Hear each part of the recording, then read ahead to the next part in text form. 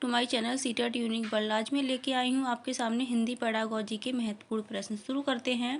पहला प्रश्न है, प्राथमिक कक्षाओं के बाद शिक्षकों के नाते आपकी सर्वाधिक महत्वपूर्ण भूमिका है बच्चों की भाषा की क्षमता के विकास के लिए तरह तरह के अवसर जुटाना। अगला प्रश्न है आपका 2, पढ़ना सीखने के लिए कौन सा उपकौशल अनिवार्य नहीं है? तो वर्णमाला याद करने का कौशल।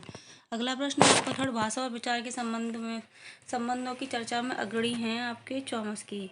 अगला प्रश्न है आपका 4, बहुभाषी कक्षा से तात्पर्य है जिस कक्षा शिक्षक शिक्षिका 2 या 2 से अधिक भाषाएं पढ़ लिख सकते हैं।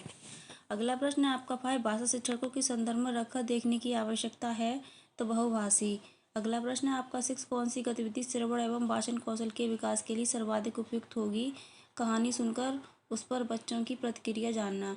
अगला प्रश्न है आपका 7, प्राथमिक स्तर पर लेखन क्षमता के संदर्भ में सर्वाधिक महत्वपूर्ण है श्रुतलेख। अगला प्रश्न है आपका 8, प्राथमिक स्तर पर भाषा शिक्षण के संदर्भ में सर्वाधिक महत्वपूर्ण है कि बच्चे लिखी छपी सामग्री का अर्थ समझ सकें। अगला प्रश्न है आपका 9, लिखित भाषा का प्रयोग अपनी अभिव्यक्ति के लिए किया जाता है। अगला प्रश्न है आपका 10, भाषा सीखने का उद्देश्य है प्रत्येक स्थिति में भाषा का प्रयोग कर पाना। अगला प्रश्न है आपका 11वां, भाषा की कक्षा में भाषाई खेलों का आयोजन में मुख्यतः रोचकता और जोश लाता है। अगला प्रश्न है आपका 12वां, भाषा का अस्तित्व एवं विकास उसके बाहर नहीं हो सकता, समाज के बाहर नहीं हो सकता। अगला प्रश्न है आपका 13वां, समावेशी कक्षा में कौन सा कथन भाषा शिक्षण के सिद्धांत के अनुकूल है?